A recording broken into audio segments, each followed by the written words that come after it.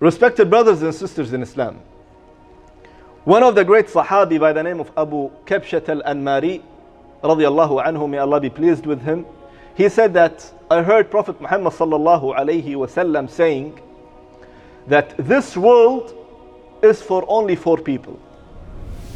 This world is only for 4 people. And then he explained who are these 4 people. Number 1, he said abdun, a slave that Allah subhanahu wa ta'ala blessed him with wealth and knowledge. So he fears Allah subhanahu wa ta'ala with this knowledge. And he is maintaining the kinship and the family relation with this knowledge and with this wealth. He is giving whatever Allah subhanahu wa ta'ala wants from him in a matter of sharia, the zakat and all these things. And he knows what's right and what's wrong. So the Prophet sallallahu alayhi wasallam said, this person, he is the best person in the hereafter, in the Jannah. He is in the top rank in Jannah. And then there is another person, the second one, a slave that Allah subhanahu wa ta'ala blessed him with knowledge, but he didn't bless him with wealth. But he is honest with Allah subhanahu wa ta'ala. He have this clear intention with Allah subhanahu wa ta'ala. And he says that if I have money, or if I had money, wealth, I will do exactly like the same person, the first one. So Prophet sallallahu alayhi wasallam said, the second person and the first person, they are same, equal in their ajr. Allahu Akbar. Even though the second person didn't do anything. He was just honest with Allah subhanahu wa ta'ala, and he knows Allah subhanahu wa ta'ala. And when I talk about the knowledge, I'm talking about the knowledge of the deen. I'm talking about knowledge of Islam, knowledge of Tawheed, knowledge of Sharia, knowledge of Al-Halal and Haram, the knowledge that will link you with Allah subhanahu wa ta'ala. This is the knowledge that I'm talking about. So the second man, he had the knowledge. Allah subhanahu wa ta'ala blessed him with the knowledge, but no money, no wealth. So he said, if I had wealth, I will do the same like the first person. So Allah subhanahu wa ta'ala's messenger sallallahu alayhi wa sallam said that they are both equal in their ajr. Allahu Akbar. And then Allah subhanahu wa ta'ala's messenger sallallahu alayhi wa sallam said, وَعَبْدٌ, the third slave, the third person. Allah subhanahu wa ta'ala blessed him with wealth, but he didn't bless him with knowledge. So he is spending his money left, right, without knowing anything what is right and what is right and what's wrong. He is just spending his money in haram. And he is not spending this money to maintain the family relation, the family kinship. And he is doing all kind of sins from this money. And he does not know any right towards Allah subhanahu wa ta'ala from this wealth that he been blessed from Allah subhanahu wa ta'ala. So Allah subhanahu wa ta'ala's messenger sallallahu alayhi wa sallam said, this man, this third man, he is the worst man, and he will be in the worst position in the hereafter, on the day of judgment. And then Allah subhanahu wa ta'ala's messenger sallallahu alayhi wa sallam said, وَعَبْدٌ, the fourth person, لَمْ يَرْزُقُ اللَّهُ مَالًا وَلَا عِلْمًا, that Allah subhanahu wa ta'ala didn't bless him with knowledge, neither wealth. He is completely gone. No wealth and no knowledge of Sharia. He could be a doctor or an engineer or a minister, but zero knowledge of Islam. So no knowledge, no wealth. This person is saying that if I had money, if I had wealth, I will spend exactly like the third person, the one who is spending it without any knowledge. You know what the Prophet ﷺ said about this man? He said, this man with the third one, they are equal in their sins. Subhanallah.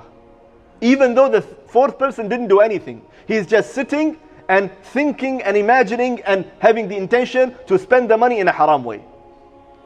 This hadith is mentioned in Sahih Hadith, authenticated by Shaykh al-Albani, and mentioned in the Tirmidhi. Now the hadith is very clear, my brothers and sisters. I don't have to explain. Otherwise, if I go through the explanation of the ulama, it takes hours. But I'll just go with you with some simple meanings of this hadith, so we understand the importance of few things that Allah subhanahu wa ta'ala and His Messenger sallallahu alaihi wasallam mentioned in this hadith. Number one, my brothers and sisters, everyone from us like the wealth, the money, right? But none of us, or most of us, or no one from us that have this kind of money that you can really spend. And we all wish that if we have this money, we can spend it here and there. We can travel here and there. We can go here and there. We can do whatever we want from this money, right? But unfortunately, many of us, we don't have that kind of money. And you know, to gain money, you have to get into another completely path or way. That you have to study the market, you have to have a plan, you have to have a strategy, you have to get into the market and then buying and selling and business. And after all this, you are not sure that you will gain something. You might lose the money, right? But there is something better than money. There is something more honor than money. And there is something more valuable than money. This is what? This is the knowledge of Islam. The knowledge that you can get it very easily, everywhere. Alhamdulillah, the Imam, they are available. The ulama, they are available. The mashayikh, they are available.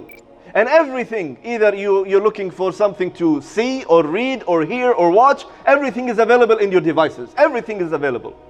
So it's easy for us to reach to that knowledge than reaching to our goal by this money and wealth. This is number one.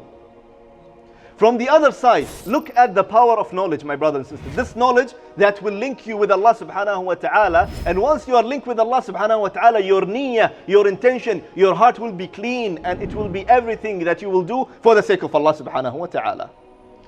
Now imagine at this person, the first one, that Allah bestowed him with his knowledge and wealth. What he was doing, because of this knowledge, he is cleaning his heart. He knows what's halal and haram. So he is spending this money to get closer to Allah subhanahu wa ta'ala by traveling outside for what? For da'wah. For what? For deen. For what? For the sake of Allah. For what? For the sake of Islam. He is going and looking at the people who need, the needy people. He is going and building the masajid or the orphan houses or the hospitals or the Islamic centers. He is taking care of the orphans. He is taking care of the hafadat al-Quran, those who are memorizing the Quran. He is taking care of them. He is taking care of the du'at, those who can go outside the country and give da'wah on his behalf. And he is sitting in his place and he is getting all this reward.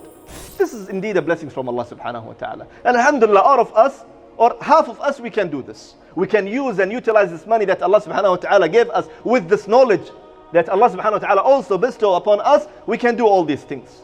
Coming to the second category, the one who does not have anything, but he is good in knowledge. Allah bestow on him his knowledge. Allah blessed him with his knowledge. What he did, he is just using his heart and his intention. Because he cannot do anything. If he can do, of course, or if anyone of us can do, we have to do. But he cannot do anything. And he is looking at the first person. The first person, mashallah, spending every single, time into khair. And he is looking into that person. And what he says? He said, I wish if I have same money like him, or if I have even a little bit of money, I will do something as he is doing. Subhanallah, just because of that intention, Allah subhanahu wa ta'ala will elevate his rank. Allah subhanahu wa ta'ala will take him and his position, same like the first person. Can you imagine first person, what he is gaining out of his knowledge and money? The same person will gain the same because of his knowledge and intention. Subhanallah. And the third person, and we all know this third person, he is available everywhere, in any country, in any city, in any area. That the one who have this money, Allah gave him the money. He is rich. And he is spending this money without any knowledge, but Allah subhanahu wa ta'ala didn't give him any knowledge. So he is going and traveling, not for the sake of Allah, for the sake of shaitan. He is traveling to do haram. He is going to do haram. He is thinking that if he leaves the country, no one can see him. And he forgot that Allah subhanahu wa ta'ala is watching him. He forgot that there are two angels on his shoulder that they are writing every single act that he is doing. So he's doing haram. He is buying for haram. He is taking his pleasure from haram. And he is coming back and he is buying whatever he wants, from haram. The Prophet ﷺ said, he is the worst person. He is the worst person, and he will be the worst person on the Day of Judgment. And then coming to the fourth category, and he is the most worst person, that Allah subhanahu wa ta'ala didn't give him any knowledge, neither money. And he is looking into the fourth person that he is spending in haram everywhere. And he is looking at him and he's saying, I wish if I had this kind of money, I will do the same haram.